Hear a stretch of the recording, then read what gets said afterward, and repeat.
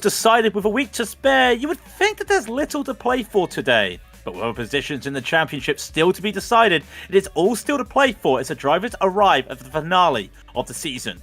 But just who will be the first ones to trigger those fireworks to the end of the race?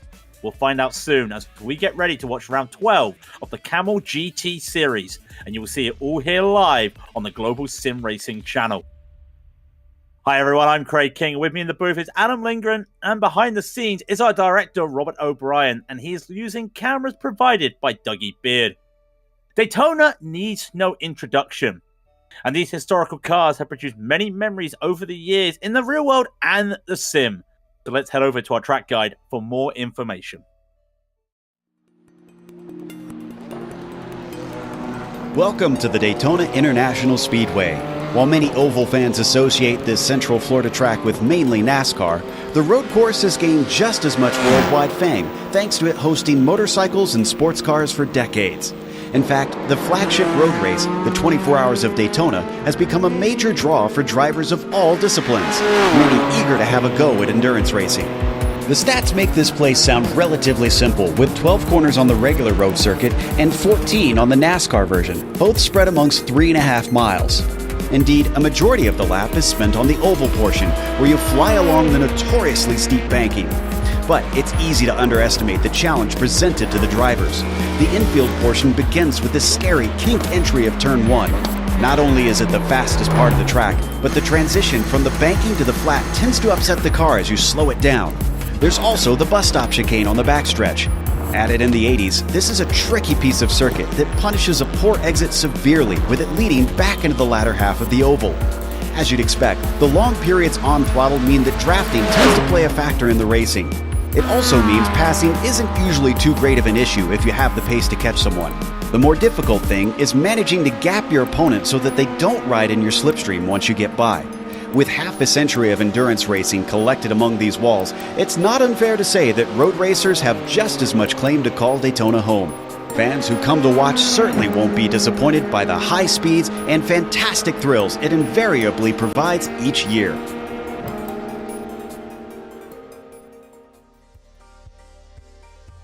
Well, Daytona, of course, is usually part of Speed Month, Adam. So what are they going to be expecting here at Daytona? Well, multiple speed months here on iRacing. January and February tend to feature a lot of Daytona courses, and this is our last one for a while on GSRC, so what a better way to show it out than Kamel GT. And here we've got a 12-turn, 3.56 mile variation with 5.729 kilometers in length there for you. And around here, actually, believe it or not, it's going to be both classes that feel the most comfortable around here. The Nissans are going to feel the most comfortable, obviously, on the banking and the high-speed sections. The infield causing a little bit of issue for them. Especially the second horseshoe tends to cause a little bit of consternation for the Nissans. The Audis feel pretty much at home around here everywhere except for the newly renamed rebadged Le Mans Corner, or what used to be the bus stop. Tends to be a little bit of a struggle for the Audis, but aside from that and turn 1, everything fairly comfortable around here for the Audis. But as far as the multi-class is concerned, this place gets pretty tight and there's not a lot of runoff to speak of, just a lot of grass. So if you bump someone wide and they end up in the grass, they're likely to come back on and become a bowling pin to knock out other drivers. Safest places to pass are obviously the banking, but with the 2 championships wrapped up here and just a couple of championship fights to go, Craig, it's going to be a real challenge for these drivers to keep their heads on straight when everyone wants to win. Yep, this is a battle that anyone can really win today, such as the nature of Daytona. But let's see what they're playing for. We go to the championship standings. We don't need to talk about Hugh Haycox because he has won the championship already. But look at that there between Fabian Youngblood, Aaron Humphrey, Aitor Sintes Galindo, and Matthias Hadval. They can all get second in the championships. You've got 4 drivers battling it out there for all those positions. And even still, Laus Olsen, Jason Clapper, a little bit of bragging rights there between there. Even at the bottom, Timothy Vaughan, Antti Lepetisto. In fact, even if you want to throw in Alex Ott, he could get into the top 10, as could Ove Trangarade. So people still want to make some moves at the end of the season in the GTPs. What about those GTOs, though, Adam? And the GTOs is a little more spread out at the top, with Yuka Leskula 47 points over Javier Del Olmo, securing that championship victory last week. But then you got to look all the way down at 6th position, where you've got Jamie Hamill-Smith, Andreas Schuster, Arturas Kundlis, and Felipe Savoy all duking it out for that 6th spot today. That's 10 points back for Topi Kortaniemi, but what you can't see is Kurt Crum and Cam Porter are both tucked in right behind Topi for that 10th position. But that being said, with it splitting today, some of the points are going to be a little bit more divided, and that's going to separate those drivers battling for 10th. Yeah, it did split. We've got 33 and 33 today. But here's the key thing we need to talk about. 60-minute race. This is, of course, one of the endurance races of the season, which, of course, means we are going to have to see pit stops. That can be very crucial in this race. Open setups, of course, which also means put as much fuel in as you want at the start. You may not want to go full fuel. You may just want to go a short fuel stint to start with. No spare car, as per usual. Drive-throughs at 17 incidents and a disqualification at 25, as per usual. Adam, I don't think we'll see that, but the Le Mans chicane always provides a lot of off-tracks for me, and I don't know about you. It's one of my banes of existence if I get that wrong. Yeah, we've had a couple of people disappear around here lately, and also you can get off tracks easily just tipping your front wheel into the grass. They also, with the new way that they have the grass modeled in iRacing, a lot more realistic, but definitely pulls you off track like it does in a real race as well. Yep, so we are now just going to see quali as it happens at the moment, and that is the number 6 of Togo Hisada making a return to the Camel broadcast here, as he's just coming on to turn 6, on to the oval banking. Timothy Reed currently leads the way, and you can see it's very bright there, and we're going to watch him as he comes into the, I'm going to keep saying the bus stop, it is the Le Mans chicane. It's one of those things after a year you do get used to. He's going to come here, and Adam, the speed here is crucial, because if you get held up and you make a mistake here, I think you almost lose half a second. It could be upwards of a second if you're not careful, especially in the GTPs, the amount of speed that they carry into that corner. Because then you carry that speed that you take out of the Le Mans chicane all the way around NASCAR 3 and 4 and into the braking for the first turn. That is a good mile, over a mile, I believe, of racetrack that you're carrying that speed that you gain through the Le Mans chicane. So if you make a mistake there, you're going to be carrying a significant slowdown through that entire sector, as long as you don't have the draft. And it looks like as well that Togo, unless that was his outlap, he is not going to set a lap there. And that was his first lap, so he'll have to do it again. Wouldn't be surprised if that's a case of, again, just touching that grass as we were just talking about. We may have jinxed him there. But as you can start to see, the tyres are coming in. But look how close. I wanted GTO battle is. Hugh currently leads Doug Cloud by 100th of a second, as they now come through the Le Mans chicane. That's a close battle we don't talk a lot about, but this four-wheel drive, it's kind of set up for these corners, I feel. Oh, absolutely. It definitely feels set up for them when you drive it. This course feels amazing in the Audi, but you have to get used to it, because the Le Mans chicane is a real challenge. But once you get used to the Le Mans chicane, the rest of the course feels pretty good, with Hugh Haycock's currently holding the provisional pole over Doug Cloud, Javier Del Olmo in third. I've noticed Timothy Reed on his second lap, which was his fastest lap, took it below the WO lines on the front stretch. We know that Williams got in trouble with that for doing that in the official Daytona 24 hours, so just an interesting note. Well, as a reminder, it's one of these things that I know, and I know too many rules of iRacing, but the under the apron is legal on the backstretch and the tri-oval, just not the bank curves, and they have created a slowdown zone if anyone does go into the areas that they're not allowed to. And you may see, compared to normal new cones, in the areas that Javier Del Olmo only gets P2. And by the way, Togo Hisada did finish that lap, and it's P7 for him. We've just got a few drivers out there with a minute 40 to go. There is still time for some of these drivers to set a time. Yuri Geisen out there still trying to get a lap. Carlos Fonseca will not get a lap in. I'm just trying to see if Jack Spickett as well. He's got one more lap and he's invalid. It is still close up there, and this is what you want to see, because we could see a lot of slipstreaming here, Adam, or we could just see somebody just blow ahead of the pack. I would expect to see a lot of slipstreaming here, but those who are able to take the infield faster are going to be able to break the draft to the cars behind. And once you break that draft, it's nearly impossible to get it back unless you are able to work well together with other drivers and do some slingshot maneuvers. Something interesting to note here also is the delta between the two classes. It's a 1:30.6 for Timothy Reed's fastest lap and a 1:43.1 for Yuka Lesko's fastest lap, our professional pole sitter in the GTOs. That's a 13-second delta, and that's going to be a lot of closing speed for these cars. In a setup, a series that already has closing speeds, that does surprise some of the drivers when they go in. We do see some of the drivers say usually in the Audis, just, if you're new to the series, just make sure you hold your line and just don't worry, the GTPs will get around you safely. As these will be the last drivers. I don't think Jack's got time with 20 seconds left. He does not. So I believe when Leskola will cross the line, that will be the last driver. So I think we are now everything. And by the way, it's just I was saying that about the drivers saying just be safe. Ian Haycock's just literally say that. But here's the starting lineup. Timothy Reed takes pole position away from Timothy Vaughan. And look how close that is. Matthias Hadval in P3. Lars Olsen in 4th. Michael de Truck in 5th. Ove Trengarade will be 6th. Togo Hasada takes 7th. Aitor Sintes Galindo 8th. Fabian Youngblood 9th.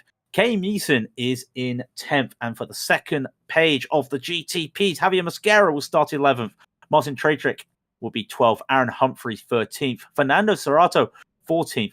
Hamilton Beretta Reese 15th. Tommy Caliquaya in 17th. And Daniel Gomez in 17th. What about those GTOs? Yeah, we got Yuka Leskola on pole as per usual, with Hugh Haycock's lining up next to him. A great start for him. Bless you, Craig. Javier De Lobo starting off in 3rd position. Next to him is Arturos Kundalis in row 2. Doug Cloud starting off row 3 with Franco Scurry in alongside him. Then we got row 4 with Alex Ott, and Esko Letaniemi rejoins us for this final round. Then we got Ian Haycox and Felipe Zavoy rounding out your top 10. Starting off in 11th position is going to be Jamie Hamill-Smith with Yuri Geisen in 12th. Daniel Repetto in 13th are the last of our qualifiers there. Jack David Spickett starts off 14th with Alex Moss and Carlos Fonseca rounding out your 16 Audis here, 17 Nissans for a total of 33 cars, an even split. Just a professional tip to everybody: there is a mute button on your voiced apps and on your boards, and I must apologize, I forgot to hit that button today. So that's one mistake done for the final race as they start getting ready to grid up. It's going to be a short formation lap here. It's just around the Le Mans chicane and then onto the starting straight. But look at that: 24 Celsius, 76 Fahrenheit. The air temp and the track temp are basically identical, so do not expect the track temp to get colder unless that air temp drops. And I don't know about you, Adam. Every time, though, I see the wind direction at Daytona, I'm always trying to think to myself, where is it? Because when you do super speedway racing here, that wind can be very crucial. And it's very crucial here for these GTPs and the GTOs as well. They're both quite large objects to be sticking into the airflow path, especially the GTOs. They're basically a box. So the wind actually at 10 miles an hour is going to be blowing these drivers around, affecting their braking line, affecting their braking zones, affecting side drafting.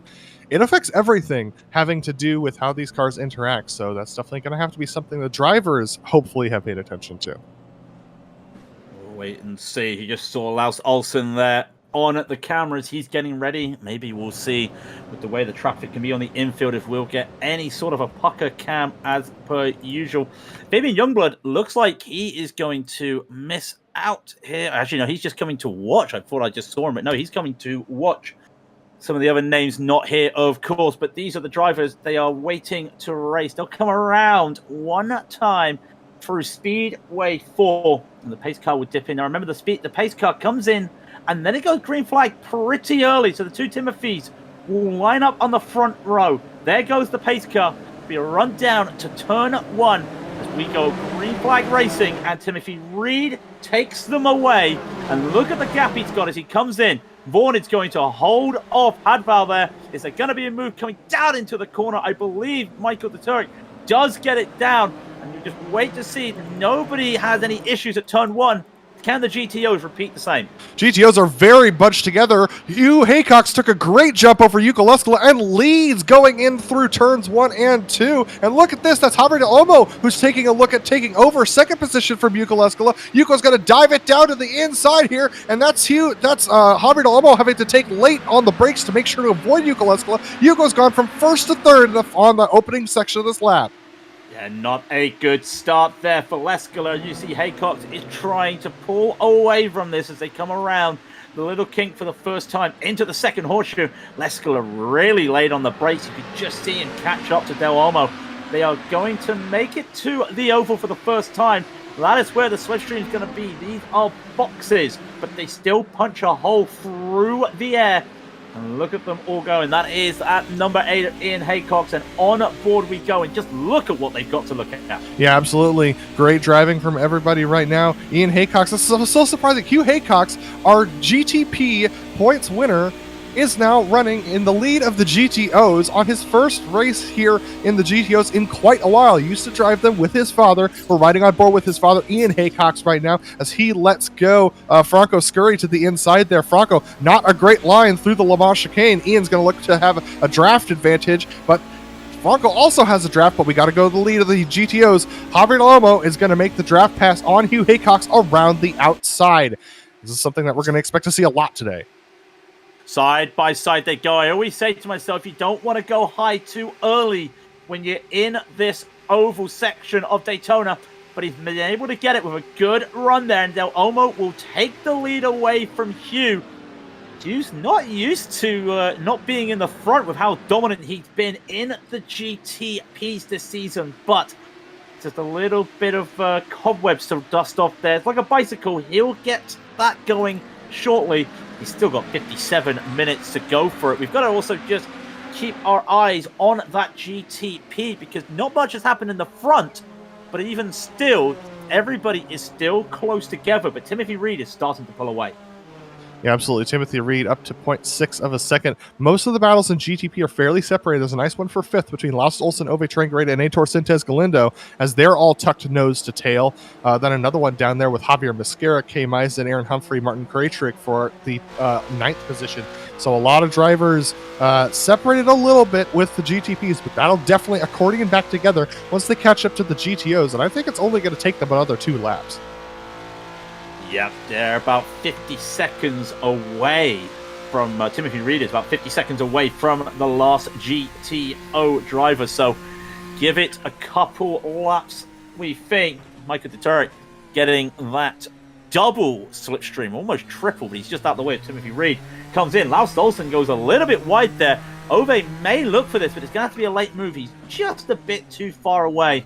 But the key thing here is they don't want to be fighting on the infield because they will lose valuable time. The key moment here is to try and get this done on the oval right now. Just make sure no one's holding each other up because between Olsen and Deturek, there's a 3-second gap now. Absolutely. Speaking of the oval, the Audis are back on it. It looks like a lot of people are saving fuel. I would expect the front runners in our Audis to have taken less fuel than expected. Yuka Leskala actually goes wide through turn 1 as Hugh Haycox chasing down Javier de Olmo. Looks like Yuko is backing off. I think he's trying to save fuel. I think he's ducking all the way back to that 6th position and is going to try and save fuel around here. I can report that Daniel Lopez and Javier Mascara both had spins going through on the exit of the infield this lap in the GTPs. But the top 3 in our GTP field actually are pretty close together now. Timothy Reed, Timothy Vaughn, and Matthias Hofdahl. Yep, all 3 of them coming together. Such is the nature of the slipstream. All 3 of them almost, you want to say they're close, but that is a difference of half a second on Matthias's camera there in the cockpit. And now it's 0.4 of a second. You can see it up the top there. It just gets closer and closer and then get into the braking. Would not surprise me if any of these GTP drivers look to be fuel saving. Ideally, they'd probably be pitting with about 20 minutes to go, we think, in the race. Behind them, though, Ove Trangreda, Laus Olsen, and Aitor Sintez Galindo, they are just getting absolutely together. And for a moment there, Aitor almost made the move. Yeah, absolutely. These 4 have been duking it out quite a bit. They're a lot less organized than our top 3, and they're absolutely having a battle for that 4th position.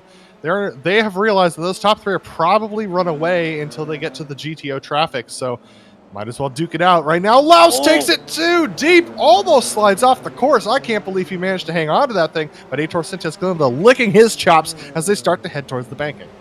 Yeah, that, in my opinion, looked like that was going to be a moment for Laus to go off there. I'm surprised he managed to slow that car down in time, and that is what he's looking at right now. Aitor is looking and hunting for this, and behind him, Togo Hisada is there. We cannot count out Togo in that little battle. He's just waiting to go. He may be the one that beats these guys just by doing a simple bit of fuel saving and fuel conserving at the back of them as they come by again. And again, that front battle, yet again, we keep talking about it, it stays the same, but it gets closer and closer, and this might be Timothy Vaughan's best chance for a move this race. He's definitely looking at it, but he actually backs out of it. So once again, fuel saving coming into play. I can report, Craig, that saving fuel costs can save you about 2 seconds a lap on the guys ahead, and my guess is that most people aren't going to be able to save more than 1 lap of fuel, but that extra 2 seconds is worth it if you can stay within 2 seconds of the drivers you're competing with.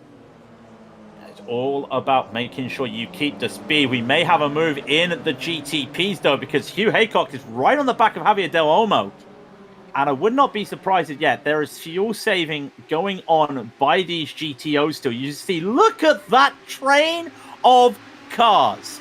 That is not a lie there. That is the top 6 separated by 1.5 seconds right now. And the top 8 are in this draft train right now. That's 2.5 seconds back to Escalante and Niemi in 9th. So that's everybody in the GTOs in this draft train. Javier Del Olmo, however, getting passed by Hugh Haycox at the lead of this train as we ride on board back there with, I believe, Franco Scurry. Yes, here he is in that Audi Sport machine, plugging away, just poking a nose out. But wow, what was a draft train has become a battle for the lead. 5 cars in a small little pack as they try and navigate the opening sector.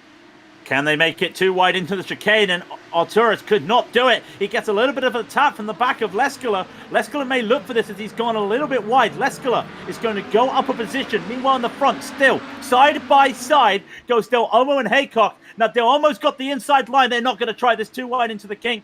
Hugh thinks wisely about this, and he may get the cutback here. He almost had a chance to go around the outside. He's still going to try this, around the outside of the second horseshoe. It's very brave. He's unable to do it. The window's closed. A nice save there on the drift.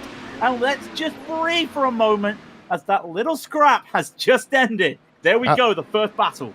They tried the train for about 2 laps, and they decided that was boring, and they decided to go at it because once the train became a traffic jam.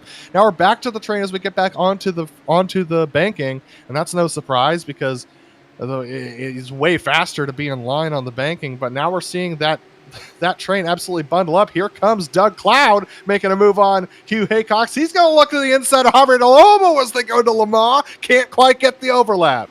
I absolutely cannot believe he almost thought about doing that move for a moment. He holds on to it, but look at it. Because of having to slow himself down, this train has just pulled apart a bit here. The head of the train, he doesn't know where the rest of the carriages are. That's Javier Del Olmo. And you start to see now. He's going to get eaten. All now going. He's going to get eaten. And look at this. What a slipstream. He's going to try all he can. Are we going to go 3 wide here? No, we're not. We're going to hold on.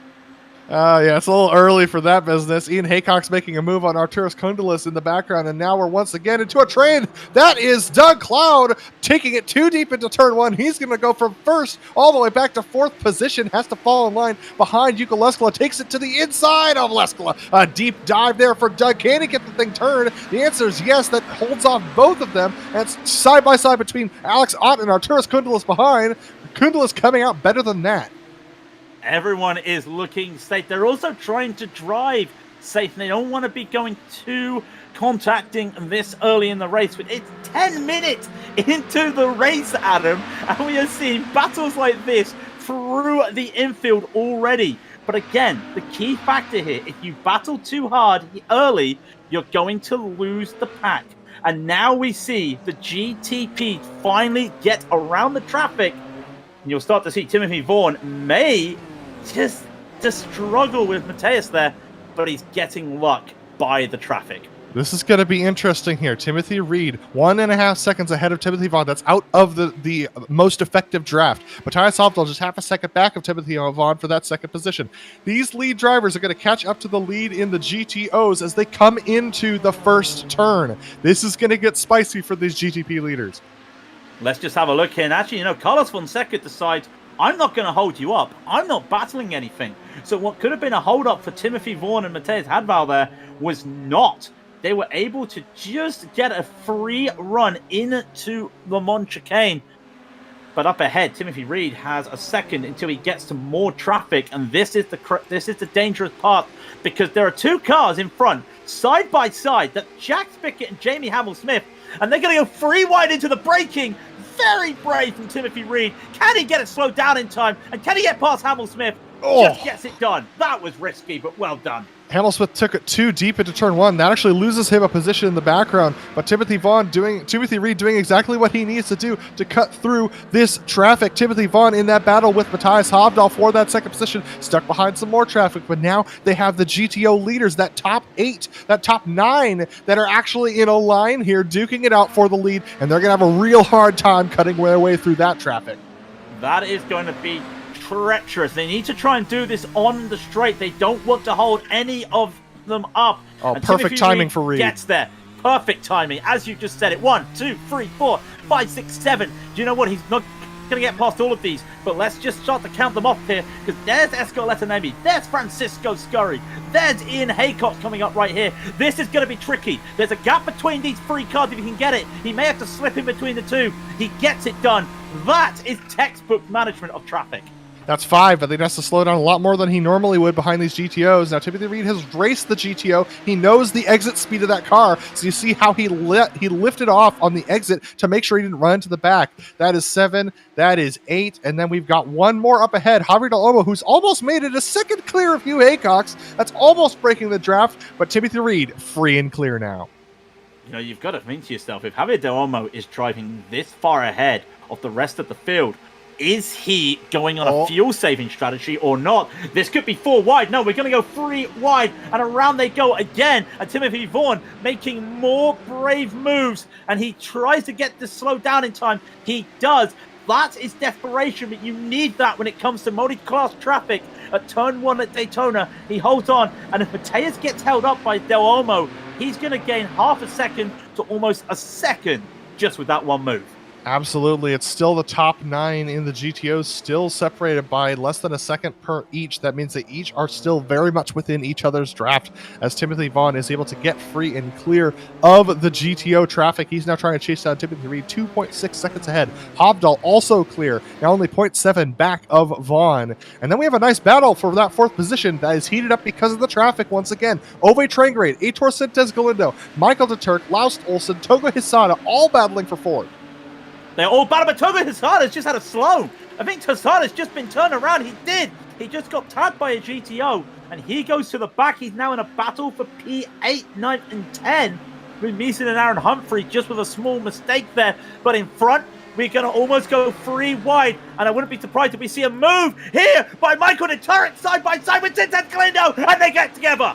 Absolutely, just side by side through the Le Mans chicane. I don't think DeTurk expected for Trangrade to be alongside him. He almost backs up into the racing line, making Javier Mascaro make an evasive action. And look at the GTO have to slow down as well. Good evasive moves by everybody to stay out of further trouble. And that's going to be a little bit of damage there, and he'll probably have to try and take a pit stop at the earliest possible availability for Michael, and we'll wait to see what he does. This battle, though, is still battling on. Hadval is now caught up to Timothy Vaughn. Now they are out of the traffic. They're able to just get back to what they were doing best originally, and that is just racing together. But because of what's happened, they have a almost 8-second gap between themselves and Ove Trangrade in P4. So that is something that they must be happy about right now. A nice battle going on in the GTOs here between Hugh Haycox and Javier Del Olmo as they all try and duke it out around here. Oh my goodness, we've just had a gigantic wreck at the infield. Ian Haycox got sent around. Javier Mascara, Kay Meeson. This was all off of a really bad opportunistic move from one of the GTPs. I believe it was Aaron Humphrey who tried to take it up the inside of the kink. And with these GTOs, that's not possible. And that is just what we were not hoping for. We're going to see this replay right here as Aaron Humphrey and Toga Hissada looks like they've got some damage. Yeah. And that is Aaron Humphrey in the green car. He's going to try and make this is the kink. Now, the drivers in hot splits earlier this week knew they cannot make that move. And just look at where they have to go. There's no space for those GTOs to go if the GTPs make a late move there. 3 key cars there out of contention with that one mistake. Yeah, and I'm sure that one's going to be talked about after the race for sure. Not a lot of drivers are going to be happy about that particular battle, but here's the battle for P2, the GTPs once again. Timothy Vaughn and Matthias Hovdahl, free and clear of GTO traffic, now duking it out in the infield. And here they go. Leaders in the GTOs. Look at this, Craig. Oh, look at this. We got to just go back to this. I was just keeping my eyes on what's happening. How do you keep your eyes everywhere when it is Daytona and multi-class racing? Well, you just get some help with everybody on board. 4 cars battling here. They've got Javier Mascara. Make it 5 because Doug Cloud is still there. The top 5 are still together with so much precision. Lescala, Del Olmo, Haycox are the ones fine. Javier Mascara is going to try and get by. He waits at the kink. He takes his time. He will have to go around the outside. Will this compromise Javier Del Olmo? Will this compromise the rest of the drivers? This is going to be an issue. We talk about multi-class traffic. Usually it can also slow down the slower classes. Yeah, we're trying to keep our eyes everything everywhere all at once, but oh my goodness, more contact. Man, Michael Deturk has just been taking it from every single GTO. That's 2 side-by-side door contacts he's made on the infield this lap. And Fernando Serrato almost slid into Javier Del Olmo there as well, just in front of them, as Del Olmo loses P2 to Hugh Haycox. He will not, I don't think he'll look for a move here, as Meeson will go for the overtake here. Maybe this allows him to go, oh no, this is a bit treacherous, and contact between Haycox and Newton, and Haycox did catch it, Daniel Gomez, and that could be the end for Haycox. He's not quite out of it yet. That's a decent amount of damage to the front left, unfortunately for him. Oh, it's heartbreaking. Such risky moves being made by the GTPs here, and we're not even close to halfway through this thing. With 42 minutes left in the race. We're not even at a normal Camel GT distance. And we have seen, call a spade, Adam. We've seen some questionable decisions by some of the faster classes. It is the responsibility of those faster classes to make the safe moves. And Hugh Haycox, well, I don't want to say his record's still intact, but every time this season he's either won or not been in the race. Apart from one race, I broadcasted it. I broadcasted another race, and he's got damage again. Am I a curse, Adam? Well, I mean, you broadcasted a race a couple of weeks ago, and he was okay, so I don't know. I don't think so, but I do want to mention something that's really fascinating. Remember how we said the Javier Del Olmo was out to the lead by about 1.5 seconds, 2 seconds in the GTOs? Look who's in the lead now. It's Hugo Lescala. He's in the lead by 2 seconds. He was in 6th position when we mentioned that stat. Now we see Timothy Vaughn making the pass on Matthias Hovdahl on the front straightaway for the GTP 2nd position. But how in the heck did Hugo Lescala go from 6th about 5 seconds back to the lead of the GTOs? If you've got the run, and you take it. You've got to take fuel saving on this track, but at the same time, you have to accept if the run's there, a run is there. And all of a sudden, that is just what he gets. And he is really taking that on board. There he is, just letting some traffic go by. That is Fabian Youngblood, who did not start on time with the rest.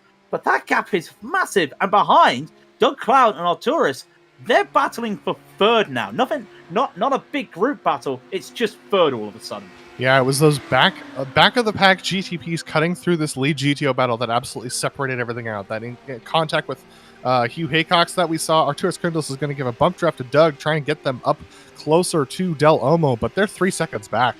That's a long way to go. And you know what? The nightmare scenario has occurred for everyone in the GTOs. As we talked about, there's not a lot of points battles on offer here for the GTOs today. Everyone wants to win.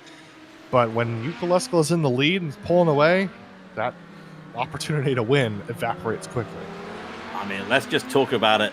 Let's just talk about it. 9 races this season, 8 wins, 7 pole positions. All races have been a top 5 finish for him.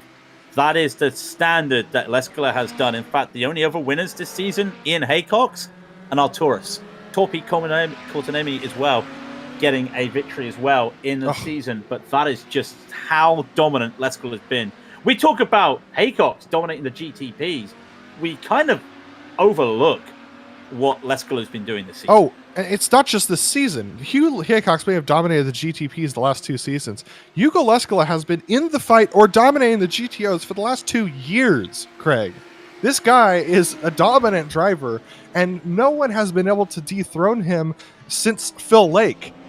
And Phil was in it for a while, and they were duking it out between Glacier Racing and Dirty Torque, but that battle has evaporated, and no one's been able to touch Yuko since.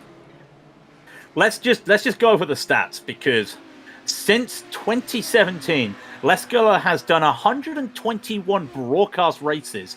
91 of those have been podiums. 59 of those have been victories. So why he gets on the podium every 3 out of 4 times? He's almost won half of the races. Now remember, that goes back to 2017. If we close that back up to the last 2 years, that number I think is going to be going up 70 for the win percentage. That is how big it is and how dominant he has been. When you think the only other person to have big wins like that is Philip Lake, Joni Hagner, and anybody who's still driving would be Ove Trengared. Absolutely. So that just shows you how impressive that has been. Look at the battle for 7th, but Jack David Spickett and Jamie Hamill-Smith. Jamie Hamill-Smith getting passed by Jack David Spickett there for the 7th position. Most of our battles throughout the field have been fairly well separated because of the traffic that we have seen. But the lead in the GTPs is not too far apart. Timothy Reed, Timothy Vaughn separated by about a second, 1.2 seconds, and Matthias Hobdog clinging to Vaughn by about half a second. And also, we did just see Hadval did set the fastest lap last time by, so he's still there, using a little bit of that time. Now, Jack Spickett just said that he's pitting. He's done one of those entering the pits this lap binds that many drivers do use. I'm not sure if that is happening or not. Maybe it was a misclick, but he did pit, did he? Yeah, Jack David Spickett. Yeah, I believe. No, he hasn't. No, he hasn't pitted yet, but I did see Daniel Rapetto did take to the pits this last lap. So that's very early for the GTOs to be taking their pit stops. Now they can make it to the end on fuel from here, so the strategy might be to do that. And especially considering the fact that Jack David Spickett is not in the draft of anyone right now, it might actually benefit him to take that pit stop, see whether or not he can get out into some traffic that'll pull him along. Yeah, meanwhile, when you talk about people that are also just fuel saving, Arturus is still bump drafting Doug Cloud at the front of the GTO field. But look at this going on right now. This is the lead battle. This is Timothy and Timothy. Reed at the front, Vaughn in the middle, and then Matthias Hadval right behind. And finally, Timothy Vaughn's got a run. He has scuffed that run. He cannot pull this off, though. There is still the overlap. Side by side they go. Reed is going to concede this. He's going to ask Vaughn to try and get this without overshooting.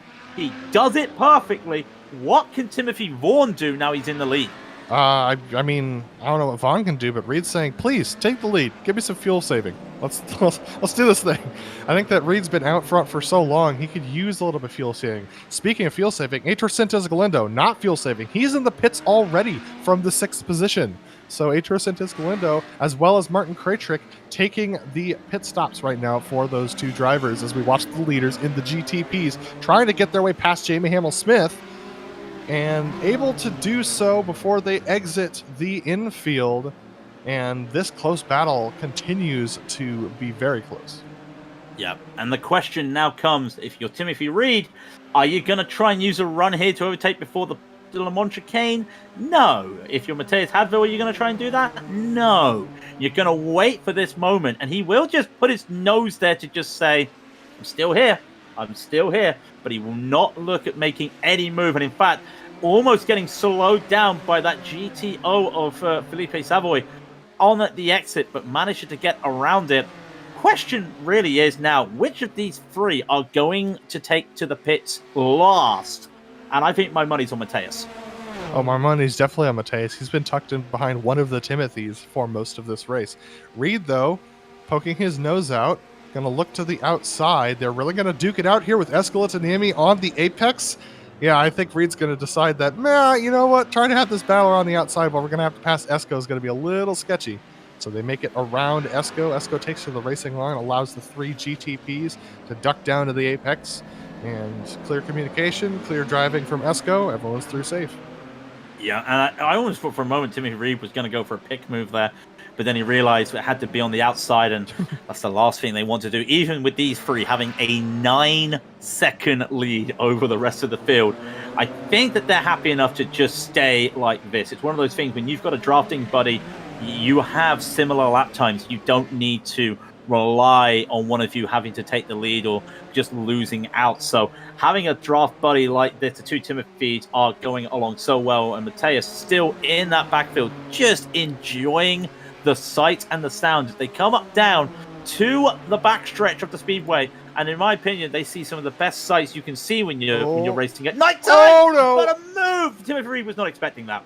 No, Reed did not expect Vaughn to back off to allow Doug Cloud and Arturas Kundelis through the section. I think he thought he was going to go for a dive, but I don't think he realized how close they were to the GTOs. Good reactions from Reed kept them all alive there. Hovdal right on the back of Reed, and he doesn't seem interested in a pass. Let's see whether or not he's interested in one as they tuck in behind Vaughn. Reed's going to go for it. Is Hovdal going to go for it? No, he's going to camp out. He knows, though, that it's tough to make this move. And once again, Timothy asks Timothy, can you do this around the outside? And the answer is no, but it's the other ones this time. Ove Trengarade comes into the pits from P4, and he was in a little battle himself. So we'll see what that is with 33 minutes. We're not even halfway. We're looking at about 39 laps to go in the race. And you've got to expect that the tires will start to go. And as we're getting up to Javier, Adam, Lescola hasn't extended that lead. It's still that 2.4 that you mentioned when we last went to him. Yeah, absolutely. So, yeah, it's definitely an interesting thing to note that Javier's not, Yuko's not extending his lead. Javier definitely keeping good pace. These are our GTP leaders passing Del Olmo right now. Second position in the GTOs going by quite quickly there. But I do want to let you know, we do have about 20 laps left in this race for these drivers, 20 to 21 laps. Look at this, though. Side by side for the GTPs, they're going to try and go around Yuko Lescola. That's going to be Lescola staying off to the side. Matthias Hovdal's going to get caught out. That's going to possibly break his draft to the leaders. There it is. He is now out of the draft. Nothing he could do. And in fact, Lescola, I don't think Lescola was expecting both Timothys to come through, but they do make it. But the run this gives Timothy Reed now will be pretty big as Lescola, he's enjoying himself at the front of that field. He did lose a little bit of time because of that traffic. He comes by, and it is a lonely world out in the lead, but a good world out in the lead. Yeah, and I mean, it just takes one GTO to ruin a GTP's draft. That was Matthias Hovdal getting caught out by Yuka Lescola, our leader of the GTOs, a very quick driver. But Hovdal now 1.5 seconds off of Reed. That's the draft gone for him. He's going to have to hope for either a mistake in the pits or a better pit stop, or the traffic goes his way, because they do say traffic giveth, traffic taketh away, and it could be one of those moments that they decide might be able to get in, but that gap now 1.2 seconds. He needs it to go down. He may also have to abandon some fuel saving here if he wants to go for that position. Maybe just start to go. Bitter spin by Timothy Reed!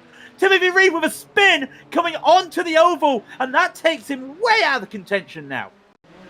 That's heartbreaking for him. He might decide to come into the pits now, but it's going to be fuel saving from here on out. If he does so, his GTPs are hard pressed to make about 35 minutes of racing around here. But there is Reed. Yeah, it happens in every single car here. Is you're trying to really put a lot of weight and a lot of pressure on that outside right tire to really get you onto the banking. Once you hit that slight transition that happens at the double yellow line, the car tends to bounce a little bit, especially these GTPs that are really highly sprung. We saw it in Formula One when they switched over to the new spring system last year, how the rear end of the car could get bouncing under throttle. And that's exactly what happens in the GTPs depending on your setup. And that's what happened to Timothy Reed. It happens to anybody at Daytona. Any car, any driver, any skill, That is always going to happen. It is why it's one of the more challenging corners that people don't talk about. And that, unfortunately, for Timothy Reed, has taken him out there. He's now 5 seconds behind Timothy Vaughan. Mateusz Hadval is just there now on trying to catch up to Timothy Vaughan, and I don't think he's going to be able to do it. Somebody else who's trying to start to catch him, though, Javier de Olmo, just put in a 1:43.2. He's almost a second away from Lescala. Let's not call this over yet, but he may have a chance of getting to this slipstream near the end of the race after the pit stops. Absolutely, but he's been having to use a lot of fuel to do it, and Yuko Lescala might have been... Oh, no! Yuko gets turned by Laust Olsen! Oh no, Laust Olsen got a little bit loose coming off of the Northern Horseshoe, and unfortunately gets into the rear of Yuko Lescala, who is now 7 seconds back of Del Olmo. That is not something we were expecting to see. Laust Olsen with a small mistake. He tried to fight the correction, and I see Timothy Reed has had to avoid the bus stop. He spun at the Le Mans chicane on his own as well, and all of a sudden in the last 5 minutes, chaos and pandemonium at the front of both classes. Here comes Timothy Reed in the replay, looking at the Le Mans chicane. Here we go, diving through the corner, takes a little bit shallow on entry, and that's enough. It just upsets the car, and he slides all the way through the rest of the chicane, manages to lock it down and stay out of the wall, but oh my goodness, Reed's day goes from bad to worse. And he just comes straight into the pits. Wouldn't be surprised if he looks at some tires after that. He's got the time to take the tires. It's a free pit stop for tires. Oh, definitely, definitely. You have the fuel. I mean, that's one of the things I had to double check this week, if there was enough time to take tires and fuel. And they are indeed. So Reed will now come in. But and Yuko's in too. Yuko's into the pits after his spin, so Yuko deciding to take his chances with the pit stops. We do need to talk about those who have pit. Timothy Reed in the pits right now. Laust Olsen as well in the pits after that contact with Yuko Lescala. Timothy Reed, Ove Trangarade is our highest pitter currently right now in 5th position in the GTPs. Then comes Aitor Sentes Galindo, Michael Taturk, Martin Krajcik, Tommy Kaleo Kalula, and Fabian Newbluth. And then we get to our GTOs who have taken to the pits. Yuko Lescala still in, exiting the pits right now. Carlos Fonseca just entered. Our highest pitter, aside from Yuko Lescala, is Arturas Kundalis, who just came in last lap. Then we have Jack David Spickett, Jamie Hamill-Smith, and the rest of the GTOs as well have all taken pit stops. So it's just the top 4 in the GTOs and the top 6 in the GTPs minus Ove Trangarade who have yet to pit. okay. Everyone catch their breath. We still have another half of the race still to come. And that gap is slowly closing, but I don't think Mateusz has enough in the tank right now because he does not want to overdrive the fuel in this car. He just wants to try and hold on. He can see as he comes around, there is Timothy Vaughan. He is there, but what's it going to take for him to catch up to him? He needs a bit of luck. He needs some traffic to go his way. And to be fair, just as I say that, there's traffic. Absolutely, there's the traffic holding up Vaughn. Gives him about half of a second there. That's going to benefit Hovdal quite a bit. That's going to get him within the, what I like to call the mini draft range. It's within about a second and a half back of any of these draft cars. Gives you about a little bit of draft. But look at this, able to pull some draft off of a GTO. Great work there to be able to gain as much draft as possible. And as you can see, still gaining on Vaughn on the timing sheets. You can see that gap going down ever so slightly. The mini draft working for Hovdal, pulling him about a 10th there on NASCAR 1 and 2. Since that moment, we're getting held up by Hugh Haycock. Mateusz gained 7 tenths on the lap, but a good Le Mans chicane there by Timothy has allowed him to just gain a couple tenths back. And now he also as well gets that slipstream from Arturas. Mateusz may get held up here. Always is to struggle. If he gets held up in turn 1, the exit into the chicane is going to be tight as well. And there he goes. Held up as well.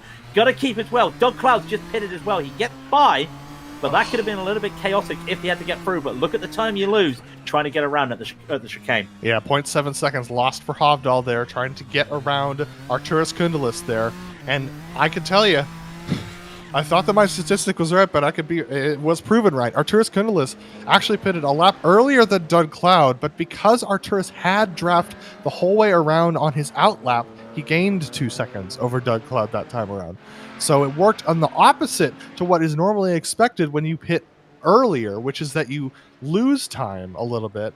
But just fascinating stuff. But with the new tires for these drivers getting put on, it's definitely looking to be more of a benefit than it has been in races past. In races past, Craig, the GTOs have not taken tires because they didn't find that provided a benefit. But I think with the way that the tire model has been updated since the last time we were at Daytona, I think new tires are the play now. I think you are right there. I think you have to take them, even with how cold the track is. Remember, we always used to talk about when it came to endurance racing, regardless here, you see, temperature still hasn't changed. In endurance racing, you could quad stint tires sometimes in some of these cars. They changed the characteristics of these tires. All of a sudden, they are not the same as they used to be after one stint. You really feel that wear now. In a race like this, regardless of the temperature, if you've got the opportunity to take free tires, you take them. You don't pass up on them, you take them. It could cost you a second over an entire stint of the race if you don't take them. As we are now waiting, it's a little bit of a quiet period as drivers are still waiting to finish their pit stops. I count 4 drivers in the GTPs yet to pit: Vaughn, Hadal, Mascara, and Meeson. How many have we still got left in the GTOs? In the GTOs, we got everybody except for Alex Moss. Ian Haycox is out there. He's running a lap down of our leaders right now because of that contact that he made with Aaron Humphreys in the infield. But looking at this battle for 10th position between Alex Ott, Jamie Hamill-Smith, who's been having a not great day today, and Yuri Giesen back there in the 12th position. So this battle for 10th, pretty tight for these GTOs. Yeah, nice to see Yuri back out once again in that lovely pink little car as he's trying to catch up with Alex Ott and Jamie Hamill-Smith. They continue on. This is the biggest group we've got. Just think, literally 20 minutes ago, we were talking about a group of 8 cars together. Now it's just 3 cars at the middle of the field, middle to the edge of the field. With Alex Ott, Hamill-Smith, and Giesen, you start to see just how much they have to wrestle this 4-wheel drive car around turn 6, one of the trickiest corners of the track. And up ahead, there is Carlos Fonseca, but I think they're going to have to work together if they want to try and get to that P9. Timothy Vaughn with the fastest lap of the race, leading the race right now. 3 seconds now over Matthias Hovdal. So he's done fuel saving. And my guess is next lap, he'll probably come into the pits. Drivers who have yet to pit: Timothy Vaughn, Matthias Hovdal, and Javier Mascara, top 3 in the GTPs. Kay Meeson, who's in 6th of the GTPs. And it's just our top 2 now in the GTOs. Javier Delamon, Esco Letiniemi. Felipe Zavoy just came into the pits this lap. Yeah, and of course with Del Olmo being so far ahead, 14 seconds now, he's just trying to make sure he does not make any mistakes as he comes on by. You start to see that is the pink car of Javier Mascara coming by, these 3 cars having their battle and just holding on around. But look how close it is. Now it's 4 cars and all of a sudden somebody wants to make a move, and I believe that Yuri Giesen has just done that. Absolutely, Yuri just made the move there, in just taking away the inside from Carlos Fonseca, who was definitely in a position where he was a little bit wide on turn 1, but now it's a 4-car fight for that 10th position for these drivers. Very good battlings going on throughout the race. I can report that Kay Meeson has come into the pits to take his stop, decides to drive through all the pit boxes just for fun. Yeah, not something I would recommend doing, as Timothy Vaughn, he comes back with a fast Hovdal's in. Hovdal's in, and Vaughn spun at the first turn. Vaughn has spun at the first turn. He's made a mistake there, going too deep into the corner. He could not slow it down, and this crazy race continues to get crazy. This could hugely benefit Hovdal. Vaughn is down by about 5. So he lost about 5 seconds there in that moment. So, this is going to get interesting. He's also on really hot tires right now, so he's not going to be on his fastest lap right here. He's probably going to have to come into the pits this time around, and he probably was trying to go for a hot lap again, seeing how that Hovdal had come in. This is really fascinating stuff. They always say, if you're going hard and aggressive, you're coming into pit. That was a sign he wanted to come into pit. You can see, look at the twitch of the car. Those tires are still trying to be cooled down a bit as he twitches coming on to the oval This could be big. This is Javier Mascara, the last man yet to pit on my map. But Hadval is right ahead of him as he comes out of the pit. And he's got to get those tires warmed up right away. Vaughn, we've got to keep our eyes on Vaughn. Will he pit this time? It's going to be close for sure. Another thing that'll be close is to see Eucalescula is 46 seconds back of Javier Del Olmo. It's 51 seconds on the lane with a 2-minute 18 lap as your out lap. So we'll have to keep our eyes on that battle for first in the GTOs when Del Olmo decides to pit, and he has. Del Olmo into the pits now. Eucalescula just having exited turn NASCAR 1 and 2 into the Le Mans chicane.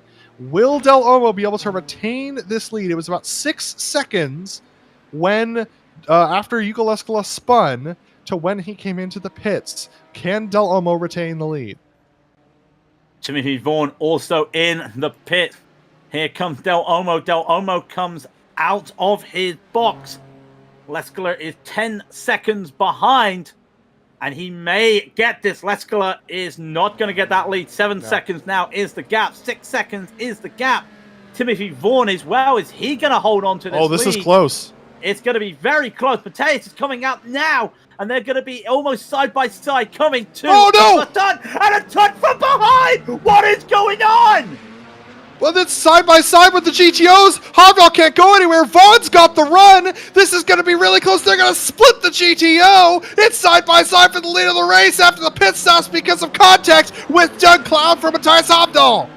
Side by side they go. Timothy Vaughn's made that move around the outside, and he's held on to the lead. We just don't know where this race is going anymore. But we know that Timothy Vaughn keeps the lead. Hadval, though, for the first time for the last, 10 minutes, it's finally in the slipstream. We know Del Olmo has a 4-second lead in that GTO. We'll keep you updated on that if that changes. But right now, Hadval has to try and find a way around. And after that little moment at turn 1, you've got to think he's looking out for blood. Absolutely. Habdahl is not going to let go at all over the course of the rest of this race. He's going to take it to the inside of Eucalescula and say, sorry, Euco, I got to go. Habdahl, there's no more fuel saving. There's just red mist, I think, for Habdahl at this point. He had Vaughn by probably about 2 seconds had the contact not happened. And the thing was, though, for him, it was a slight turn. It wasn't a full spin, almost like what happened to Timothy Vaughn. So he got away with it. But at the same time, he can just see Timothy Vaughn is just starting to pull away. He needs a little bit of a help here. And you can see, look how deep he's getting into the corner. How has he kept that car slowed down? He has taken 2/10 off with that little braking there. He is on it. Javier Mascara comes in as well. You've got to think, lap younger tires. Is that going to play an effect on this next lap? To me, I think it is, Adam. Absolutely. They've got their own class traffic they're going to have to pass next. That's Kay Meason. So that's going to be an interesting moment. Hugh Haycox appears to have left the server. I'm going to have to check in on why that happened. But Hugh not having a great day himself right now. No, it's been up and down day in the field. And all that matters right now for these drivers is can they get this? And this is the little battle that we haven't been looking at for a while, but it has been going on. Remember Doug and Arturus? Remember Arturus was pushing Doug? They're still together after the pit stops. And they what? 2-lap difference? And they're still together. And I believe that Arturus had the lead at one point. So I'm going back to look and see why Doug. Oh, this was okay. So this battle was the one that actually made contact with Matthias Habdahl. Those two were side by side going into turn 1 as Habdahl was trying to get around them, and it was Doug taking it deep into the braking zone that caused the contact with Habdahl. So that's why Arturus is behind Doug at the moment. Yeah, but they'll lead the GTPs. Here we go, side by side across the stripe. Vaughn leads that lap, but they're side by side to the braking zone. Habdahl takes it deep. Can he hang on? Sliding the car on the outside. They're still side by side. They're going to go too wide through the S's here, but it's going to be Vaughn who comes out ahead. Habdahl thinks better of doing a late braking move, forces Vaughn, though, to take a wider apex. Mateus, 1:38.86. He had the run. He had the chance to do it. He was unable to. And when it came to the S's there, he decided, I'm not going to take this side by side. See if I can set myself up. Did not work. There's 15 minutes left in the race. There's 10, 11 laps left in the race. He doesn't want to go all out right away, but you've got to ask yourself, can he get ahead? And if he gets ahead, can he stay ahead? That is going to be the key moment here. They have more traffic coming up. In Haycox will be the next car, the lap GTO up ahead 2 seconds. I don't think that's going to hold them up. Actually, hold that. Ian's going to hold them up into the bus stop. Oh boy, does Hovdal see it coming? Yes, he does. He backs off. Gonna try and get a run out of the Le Mans chicane. So does Vaughn. Here they go, nose to tail, exiting the Le Mans chicane. They give Ian enough room. That's going to give a little bit of a gap to Vaughn, but they've got Tommy Kaleo Kujala up ahead of them, as well as Kay Meeson in their own class. This will get interesting through the infield for sure, but side by side once again as we come down to the stripe.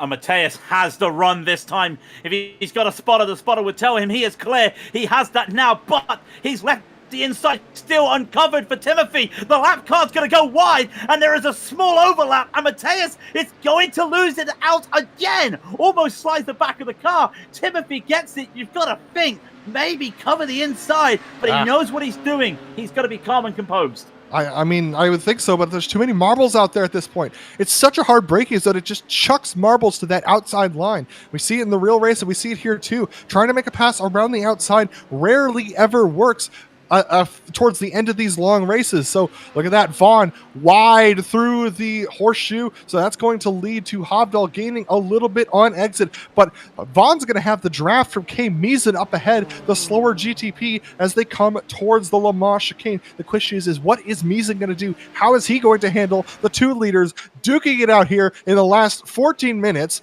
coming up on his rear wing? It's one of those things when you're a car lap down and you see P1 and P2 right behind you, you've got to be prepared. You've got to make the right decision.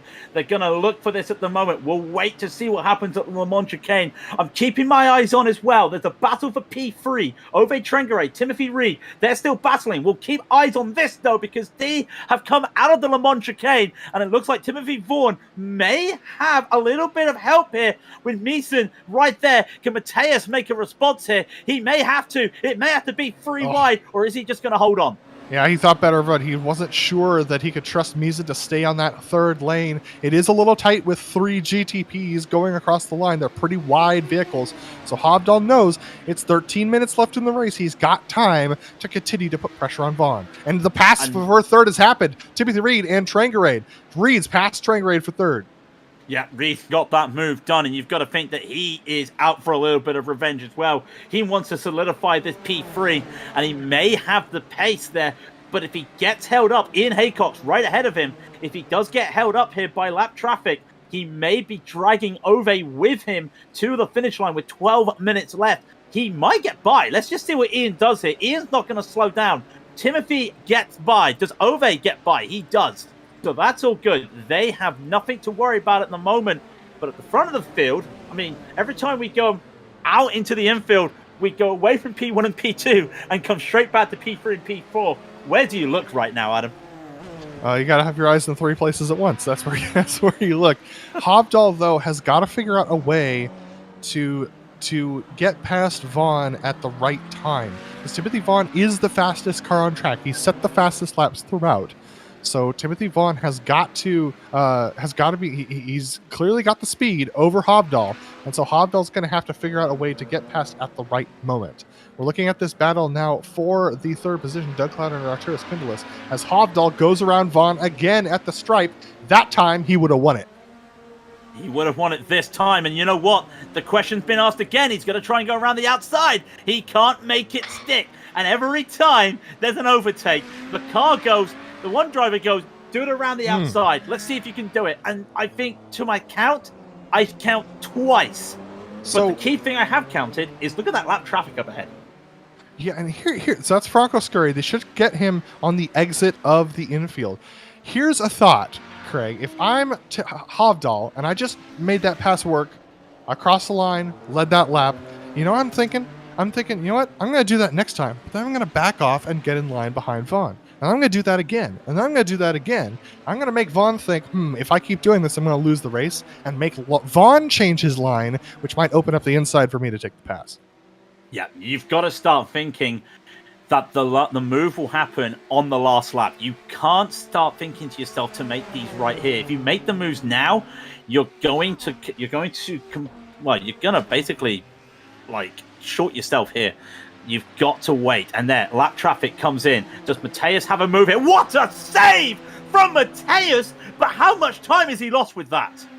Only about 0.8 seconds, so he's able to keep going. I believe he's going to be able to cling on to the draft of Vaughn.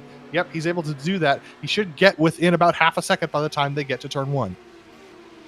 Let's just not just move over that. That car was sideways for a split second, and he's managed to hold that car in, and he's done a fantastic job to hold it in. And now, trying to go wide is Timothy Vaughn. He's having a little bit of an issue with Carlos Fonseca. Nothing but fault there by the GTO. It's just the way the track goes. And he does lose out here. And all of a sudden, Mateus looked like he was going to struggle to get back in the slipstream. Yeah. Lap traffic again has helped him. Well, also, his rear tires are really hot right now. We can see him sliding around through these corners. He's going to have to be real careful. He's got Jamie Hamel-Smith and Yuri Geisel battling for 7th up ahead. He does not have to get out of the corners very hot right now. He can take a little bit of time, cool those tires while Timothy Vaughn figures out how to get past these GTOs. This is the perfect time to cool down your stuff for a little bit, but he takes it too deep again. He's sliding the rear tires coming out of these corners. He's not going to have rear tires for the braking zones where he needs them. Over driving. This is what it looks like to me. He's just getting a little bit too excitable, and he has to hold off. And if you think getting past two GTOs was the problem, there's 2 GTOs ahead of them again. We've got 9 minutes to go. There's plenty of time for Hovdal to get the car back underneath him. It's going to take a couple laps to do so. He's going to lose a little bit of time in the corners to Vaughn, but you got to do that in order to keep attached to Vaughn, because as long as you're within a second, you're still in a competitive range, and the only time he needs to have that car to be at his best is in the last lap. He started this exit of the chicane half a second. He has gained 4 tenths just in that one moment, and now comes the next train of traffic. They don't have to worry about who's behind them. Timothy Reed's 18 seconds behind. Don't worry, if you get held up here, it doesn't matter. The key thing here is, how do you get past both of these cars? And you have to, as they say in cricket, I know it's a British thing, Adam, you win it in singles, and I think at the moment, let's just take one car at a time. Absolutely, you win it in singles. You don't like it's just like in American baseball. You know, swinging for the fences may be the one of the statistics, but I mean, let me tell you, Moneyball works. So if you just hit singles all day long, you're gonna score runs all day. So all that they need to do is just pick off one car at a time, and all Hovdal needs to do is stay within 1 second of Vaughn. Vaughn has the work to try and make that gap more than 1 second. Wow, sliding through the corner is Doug Cloud, tucked in ahead of Arturas Kundelis, who's trying to push him forward. This is for 3rd position in the GTOs. Yeah, that is a battle we've got to keep our eyes on as well, because that's the next 2 cars that the lead GTP drivers will get to. They're 11 seconds behind them, and you've got to think that maybe that will happen. Right, Arturas has a little run. He looks like he's going to wait. And at the same time, Mateus would have the similar situation here. Will he wait? He's going to get onto the back right here. Arturas decides no. Side by side goes Mateus Hadval and Timothy Vaughn. And once again, rinse and repeat. Sorry, it sounds like a broken record. Side by side goes Hadval and Vaughn. Hadval gets it ahead of the line. They've got to do this for another 6.5 minutes. Timothy Vaughn keeps that lead. But every time Hovdal does that around the outside, it burns off more of his traction.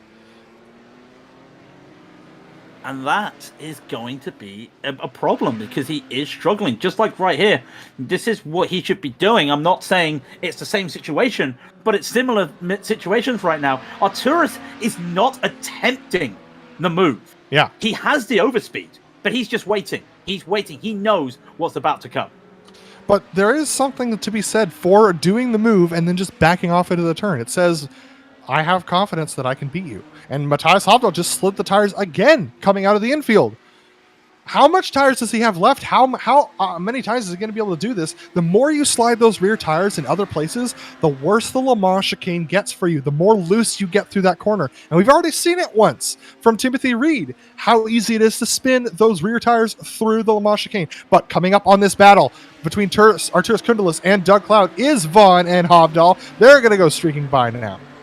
Easily done. That was the thing I think everyone was worried about. Where were they going to meet each other on the exit of the Le Mans chicane? Nothing to worry about. Mateus has the best run he's had. And you know what? I think he's saying go. He's saying go. There's the overlap. He's clear. Get down now. Mateus, cannot get down early enough.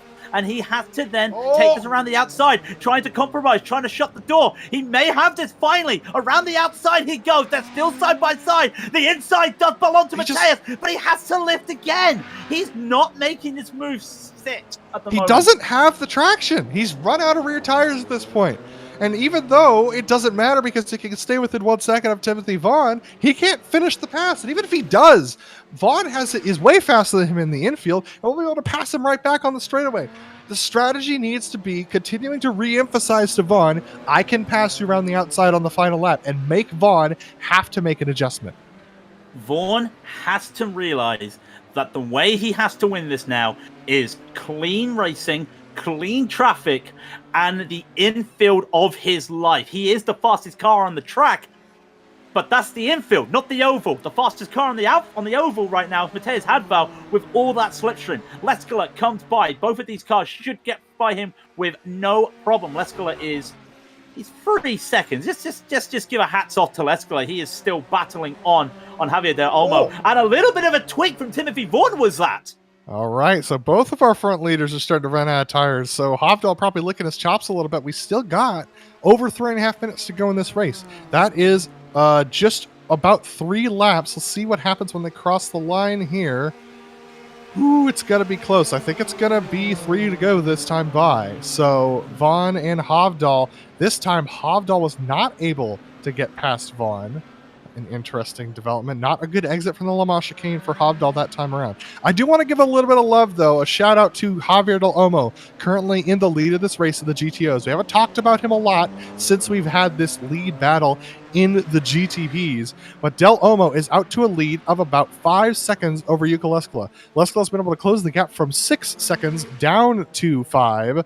But Leskala not making much headway at this point. Javier Del Olmo putting in the race of his life to try and win the final race of the season here. Yeah, I did just see at the back of the field Martin Krejcik overtaking Laus Olsen, and Laus Olsen's got some damage on the rear of his car. Not sure what has happened there. He's going to be down on top speed, so I thought that was a close battle happening. It won't be happening, but here we go again. We are definitely going to get 2 more laps after this lap. Is there going to be a run down here? Down what I like to call the most beautiful sight in racing. You come off Speedway 2 and you'll see a train of cars down this backstretch and the Le Mans chicane. And it does look fantastic, but nothing going on here.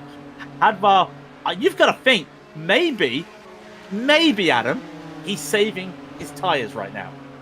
I mean, that would be a first for Matthias Hovdal, I feel like. Hovdal looking to get into the line. He's going to go around the outside again. He's going to get the pole. He's going to prove to Timothy Vaughn once again he can absolutely win him on the line there. But here he goes for the late braking move again. Every single time he does this, it gets worse. And this time, nearly rally slides it around turn 1. Togo Hosada's in this race, but he's not the one doing the drifting today. It is Mateus Hadval. He's managed to hold on, though, but there is a nice little 11 now on the middle of turn 1, and that is Mateus just having that slide. But the key thing here as we hit the penultimate lap, he has the slipstream still. Yeah, absolutely. He has the slipstream still, but every single corner exit, Vaughn is just pulling away a little more and a little more. Every single time he does that, every single time Hovdal takes it deep into the corner, the better Vaughn's exit speed gets versus Hovdal. And eventually, that might come back to bite him. The question is, will it come back to bite him in the next 2 laps? We know for sure, and I'm just looking at this right now, 9 seconds up the road is the last GTO. It's Carlos Fonseca. So the next lap, they will have a lapped car to deal with into the Le Mans chicane for the penultimate time. It's a very nice run from Timothy Vaughan. Matthias Hadval is going to have to use the slipstream here. If this was the final lap, Adam, he's not going to make this move. No, he's not. He did not get the run that he needs. Vaughn knows it. You can see just a little bit of relaxed driving from Vaughn, not necessarily keeping to a particular line. Oh, Carlos Fonseca very slow on the straightaway, so I think that he wanted to make sure that he was on the final lap here as well, so he might be coasting it home. Might have took the corner a little bit, to the pits a little too early. Hovdal had a hard time getting to the apex there of turn 1. So the question is, we've seen Hovdal make this pass down the front stretch quite a few times. Can he stay close enough to do it this lap? Another slide from Timothy Vaughan. And both of these cars, both of these drivers are starting to have a little bit of a struggle as the clock ticks to 0. This is the final lap. What's going to happen at the end of this? They do have just 2 corners and a speedway oval to deal with. They come into turn 6 for the final time. If they don't slide this, we're going to have a drag race to the finish line. How dare you, Craig? NASCAR 1 and 2 are corners. What are you talking about? But Timothy, contact with the outside wall for Hovdal as he was trying to draft Vaughn. Is that going to affect his straight line speed? Here's the question. Is Hovdal going to try and make the move into the Le Mans chicane? No, he backs off. It's a little bit of gamesmanship here. What is Hovdal going to do to try and pass Vaughn? What is Vaughn going to try and do to make Hovdal stay behind him? I think Hovdal's got the position here. The question is, can Vaughn block him effectively?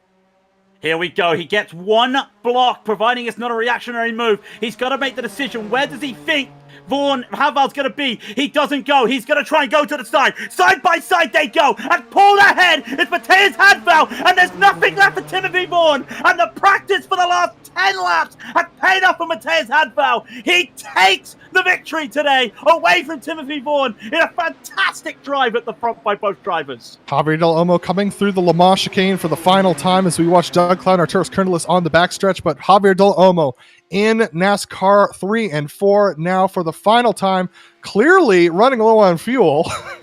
Not particularly going at his fastest pace, but he's got 4 seconds back to Yuko Leskala, weaving a little bit to show his pleasure. Ian Haycox is going to let Javier Del Olmo go by, and that is going to be Javier Del Olmo taking the win in the GTOs.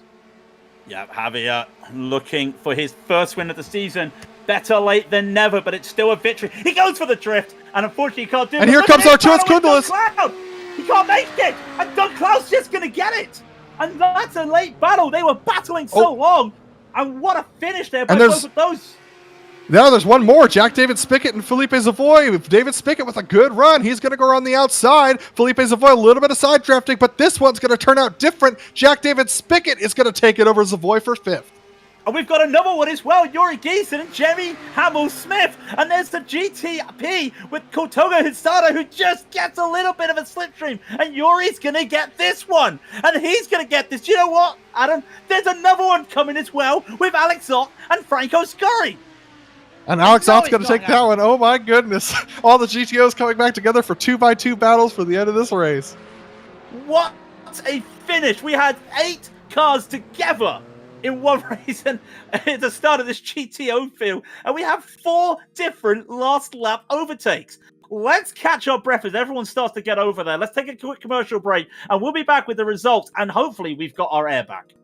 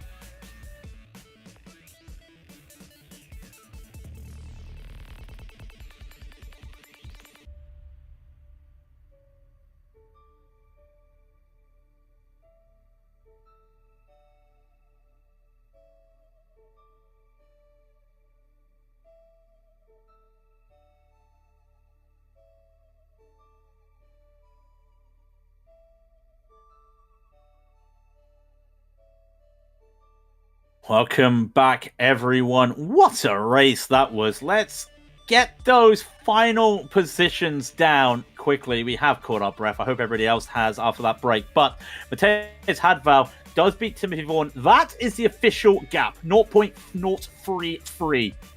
And then Timothy Reed gets that P3, and Aitor Sintes Galindo gets a very important P4 overall in the championship. Michael de Turk gets 5th. Fernando Serrato getting 6th. Ove Trengere will be 7th. Martin Krajcik will be 8th. Lars Olsen comes home in 9th, and Javier Mosquera comes 10th onto the first page. The second page, Cade Meeson gets 11th, and Tommy Kaliokwala gets 12th position. It's Fabian Youngblood in 13th. Aaron Humphreys in 14th was the last of the runners, with Daniel Gomez, Toga Hisada, and Hamilton Barrera Ruiz, the retirees of the race. GTOs was very close, Adam. Absolutely. Javier Del Olmo takes the win over Yuka Leskala, who had contact with Lars Olsen. I want everyone to pay close attention to this. Javier Del Olmo got second in the championship, and this was his first win of the season. So keep that in mind. Doug Cloud comes home in third today, just ahead of our Arturas Cundalis. Jack David Spickett just ahead of Felipe Savoy for 5th position. Yuri Geeson a little bit further ahead of Jamie Hamill-Smith and Alex Ott. And then Franco Scurry rounds out the top 10. Then we've got Daniel Repetto in 11th spot, with Carlos Fonseca 1 lap down in 12th. And then Ian Haycox a 2nd lap down in 13th position. And then drivers who did not finish the race, Escalette Nemi, Hugh Haycox, and Alex Moss. You know, for a race that had so much chaos at the start of it, it's amazing how many drivers retired. Not as much, but one driver that didn't retire, he won the race. It's Matthias Hadval. We've got him right now. And Matthias, congratulations on that. It looked like you were trying to practice that winning move for the last 10 minutes.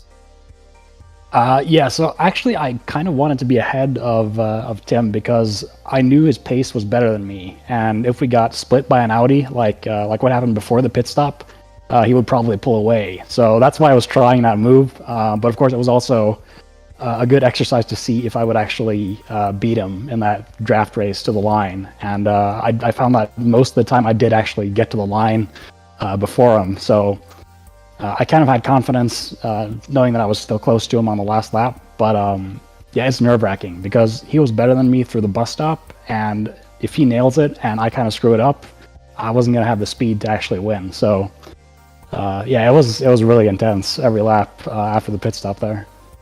Yeah, another thing we also picked up on, of course, because that whole pit stop situation was chaotic, because at one moment, one of you gets tapped. The other moment, one of them goes into the pit.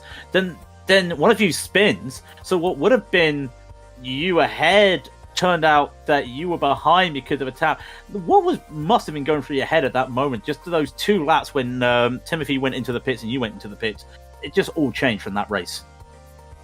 Yeah, so I decided to pit a few laps before I was out of fuel because I knew I needed that undercut to actually catch Tim and get back in his draft. So obviously those laps were really critical, and I was coming up on a couple of battling GTOs into turn 1, and it was definitely a marginal move. You know, they have their own battle, of course. So yeah, a bit lucky to get away with that one, and I was kind of cursing them in that moment because I think that's what kept me from getting out ahead of Tim. But you know, in the end, I managed to get in his draft at least, so it kind of worked out. And yeah, I mean, we're all trying to race our own races, of course, across both classes, so it's just one of those things. Yeah, one of those things. It's your first win of the season, I believe, but your 11th overall on broadcast. So obviously the question I've got to ask is, what are we going to expect from you next season? We're going to see another full plate of racing from you next season to try and catch up to another season, possible another season of Hugh Haycox, because he has been the man to beat. Are you looking forward to the challenge of that? Yeah, so unfortunately it's a little bit difficult for me to commit to doing a full broadcast season because the races are on Saturdays and kind of in the afternoon, so it tends to conflict with other goings on in my life. But you know, I'll definitely try to pop in and do a race here and there because the series is a lot of fun and I enjoy the cars. So you know, I'll definitely be back. Any final shout outs before we let you go on your way for the day? Oh yeah, shout outs to Tim Vaughn and Tim Reed. You know, they both gave some good battles today. Of course, yeah, definitely shout out to Yvonne. We had so many close battles in the turn 1 there, and we never had a tap, so that was a lot of fun. Well, Matthias, it was a joy to watch you racing today. Congratulations on your victory. We look forward to seeing you sometime next season. That was Matthias Hadval, the winner of the GTPs. And I believe Adam has been talking with Tim Vaughan, who finished P2 in that very close race. Well, I haven't been talking, but I'm going to talk to him. Tim, man, that was a fantastic job to stay ahead of Hovdal there for the closing laps, but just couldn't quite get it across the line. What were your thoughts heading into that final lap, and how'd you try and tackle it with Hovdal on the outside? Well, I mean, yeah, first of all, incredible race. That was so much fun. So thank you. Big thank you to Matthias. I really enjoyed that. Yeah, it was tough. I knew I think his car was just slightly more trimmed out than mine was, so he had a really good run down the straight pretty much every lap, and I knew coming to the last one, if he was behind me at the bus stop, if he doesn't make a mistake, he's gonna get me. But I really wanted to stay ahead. I didn't want to let him go, and then a GDO breaks us up, and then I've sort of thrown away my shot. So I wanted to try and stay in control of my own destiny. But yeah, in the end, he just got me. And he was really kind with me in turn 1 as well. Like, he was getting in front of the braking zone, and I sort of slightly eked in, and he was leaving me the space. I think there's contact there with other drivers, but no, it was really clean. It was really cool. So lots of interesting traffic moments today, especially following the pit stops. Talk me through your dealings with traffic and what was going on through your head on the exit of pit lane there. Oh, I mean, I was pretty miffed because on my in-lap I spun into turn 1, so that cost me about 5 or 6 seconds. So at that point I thought I'd already thrown away the lead, and so then I was coming out of the pits. I overfueled slightly, so I was just sort of compounding the mistakes. And then I saw him right there, so I'm not sure what happened on his in-lap or out-lap. But to be right there, side-by-side GTO in the middle, I mean, that's Kamel. That's Kamel. That's what you want. Well, it's definitely worth going back and watching the broadcast of the replay to see exactly what happened to Hovdal, because it was definitely an interesting moment for sure. So next season, as obviously another season, we have a small little invite event coming up next weekend. But are you planning on racing next season? Yeah, next season for sure. I think I'll probably switch over to the Audi GTO. I like to keep things fresh, keep up with both classes. Availability in April is probably not going to be so good, which really sucks ahead of the RA 500, which I think is going to be a really awesome event. So hopefully I can make that, but yeah, definitely going to be back next season. Yeah, the Road America 500, a fairly traditional event for the VCR community and the Camel GT community especially, but Timothy, congratulations on second place. Is there anyone who made it possible for you today? Well, thanks to Matthias. That was such a great race. Thanks to Tim Reed as well. A shame that he couldn't keep up with us there and made a couple of mistakes. Thanks to you guys for the broadcast as always. Thanks to the VCR community, Loust for the setups, and anybody from Australia and New Zealand who might be watching. Absolutely. That was Timothy Vaughan, who finished in second place just behind Matthias Hovdal. And next up, it looks like Craig's going to be talking to Aitor Sintes Galindo, who finished fourth today. Yeah, I got Aitor Sintes Galindo here. Made up 4 places overall in the race. And I think we're just doing some counts. I think you've just missed out on P3 in the championship, Aitor. But what a drive that would be, because that was a very chaotic situation fighting through the field, it looked like. Yeah, unfortunately didn't get the P3 in the end. I think I actually missed P2 and P3 because Matthias, congratulations to him, won the race. So yeah, that wasn't the result I wanted in the championship, but still I did the best I could. I got a stroke of luck with poor Fabian having disconnected at the beginning of the race. It's like maybe, just maybe, but then everything. I had to make up 18 points, and I just made 13. So it's the best I could hope. Still a somewhat clean race, good result, good rating for me, and yeah. So yeah. It was tough out there today, and we always talk about the traffic around here. How was it for you today with the traffic? Because there were quite a lot of group pack racing by the GTOs at the start, so that had to have been a challenge for you. Absolutely, yeah. The top split today had a lot of pack racing, besides being Daytona itself, with a lot of pack racing. So yeah, it's been a tough challenge, especially if the pack was going through the kink or the chicane after turn one. It was like, well, be prepared for losing a lot of time, mate. But yeah, it's been somewhat clean, I'd say, probably because it was a split and it was only 33 cars today. But yeah, it's been quite challenging today. But that's Camel. You have to get used to it and get over it. So yeah, it's been a good race after all. Yeah, it was a good race overall, and a P4. As much as it does hurt, P5's always nice to talk about, but that means next season, I'm pretty. By the sounds of it, it looks like you want that top 3 in the championship at least. That's what it sounds like for you. Am I right in thinking? I believe so. Yeah. I mean, I gotta be honest. Yeah, I enjoy watching you driving with you and your team, Aitor. So it is always nice to see you. So I'm gonna let you go shortly. But is there any shout outs you would like to give before we say goodbye to you today? Well, as usual, you guys for the broadcast, family, friends, and watching, my teammates, and the Camel community as usual. And thanks, Guy, for everything. And see you next week. Maybe Lime Grove Park. Who knows? Yeah, yes. See you. Maybe that is happening. Thank you, Aitor Sintez Galindo. P4 today in the GTPs. And that is going to be it for the day and the season for the Camel GT. So a thank you once again to the team of Adam, Rob, and Dougie. Now make sure to check out our social media, our website, and our merchandise store. And do not forget to subscribe to our YouTube channel so you do not miss a moment here on GSRC. Now, of course, the next race will be next season, March the 18th, to be confirmed what the track is. But we do have this special invitational race, the Camel GT of Connecticut at Lime Rock, next Saturday the 11th at the same time, noon Eastern. But until then, do not forget to check out all these other broadcasts and races that we will be showing in the next week. So until then, and until next time, race clean, race hard, and we will see you on the track.